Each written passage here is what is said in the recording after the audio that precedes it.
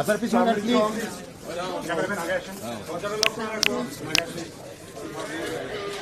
৬,৩১৪ দিন পর দেশে ফিরলেন বিএনপির ভারপ্রাপ্ত চেয়ারম্যান তারেক রহমান। তাকে বহনকারী উড়োজাহাজটি বৃহস্পতিবার ২৫ ডিসেম্বর বেলা ১১টা ৪০ ঢাকার হজরত শাহজালাল আন্তর্জাতিক বিমানবন্দরে অবতরণ করেছে। ইমিগ্রেশন প্রক্রিয়া সম্পন্নের পর বিমানবন্দরের ভিআইপি লাউঞ্জে প্রথমে ফুল দিয়ে তারেক রহমানকে স্বাগত জানান দলের মহাসচিব মির্জা ফখরুল ইসলাম আলমগীর। পরে বিএনপির মহাসচিব মির্জা ফখরুল ইসলাম আলমগীর ও দলের স্থায়ী কমিটির সদস্যদের সঙ্গে একে একে আলিঙ্গন করেন তারেক। এছাড়া উপস্থিত নেতাদের সঙ্গে কুশল বিনিময় করেন তারেক। পরে তারেক রহমানকে ফুলের মালা দিয়ে বরণ করেন তার শাশুড়ি।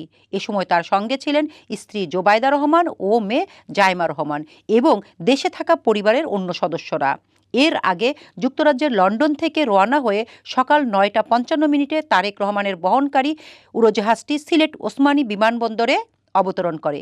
সেখানে কিছু সময় যাত্রা বিরতি নিয়ে বেলা ১১টা ১২ ঢাকার উদ্দেশ্যে যাত্রা করে। প্রায় ১৭ বছর পর তারেক রহমান দেশে ফেরার এ যাত্রায় তার সঙ্গে ছিলেন স্ত্রী জোবাইদা রহমান ও মেয়ে ব্যারিস্টার জাইমা রহমান।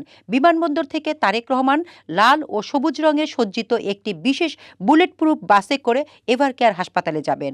পথে একটি সম্বর্ধনা কর্মসূচিতে অংশ নেবেন। সংক্ষিপ্ত সম্বর্ধনা অনুষ্ঠানে তারেক রহমান দেশবাসীর কাছে কৃতজ্ঞতা জানাবেন, ধন্যবাদ জানাবেন।